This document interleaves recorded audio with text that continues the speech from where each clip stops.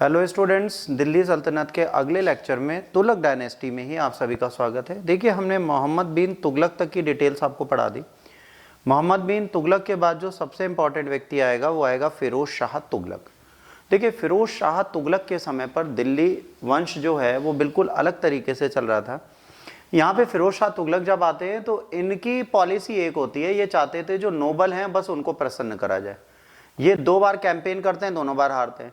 बंगाल से लौट रहे होते हैं तो जौजागढ़ में एक टेम्पल था जगन्नाथपुरी, उसको डिस्ट्रॉय करते हैं। तो पहले शासक हैं फिरोज शाह तुगलक, जो क्या करते हैं पूरी की पूरी एक मंदिर को डिस्ट्रॉय करते हैं। उसके बाद ज्वालामुखी टेम्पल नागरकोट कैंपेन में ये खराब करते हैं। मनुस्क्रिप्ट टेम्पल में होती है, उनको संस्कृत से पर्शिया में ट्रांसलेट कराते हैं। दिलाहिए फिरोज शाही के नाम से पहला सुल्तान है जिसने हिंदू के रिलीजियस वर्क को पर्शियन भाषा में ट्रांसलेट किया। इन्होंने पीनल सिस्टम को बदला, इन्होंने पनिशमेंट जैसे हाथ पैर काटना ये सब बंद कर दिया।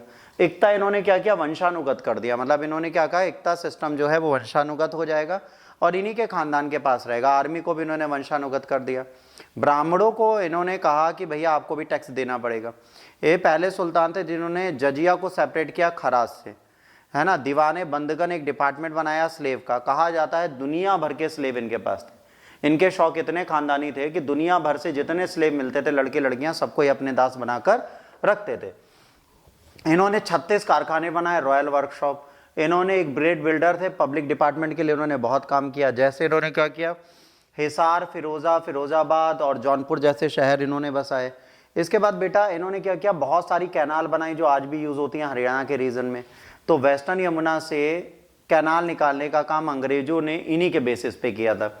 इसके बाद क्या हुआ, अशोक के 2 पिलर, एक मेरठ एक टोपरा में था, उसको दिल्ली ले आए अपने यहाँ सजाने के लिए। इन्होंने नॉन इस्लामिक कर जो अवाब्स थे 23 थे उनको हटा दिया। इन्होंने इस्लामिक कर खराज 10% कर दिया, जक़ात मुस्लिमों के लिए और जजिया नॉन मुस्लिम के लिए, खम्स 20% है अगर कोई पानी बर्बाद करेगा तो।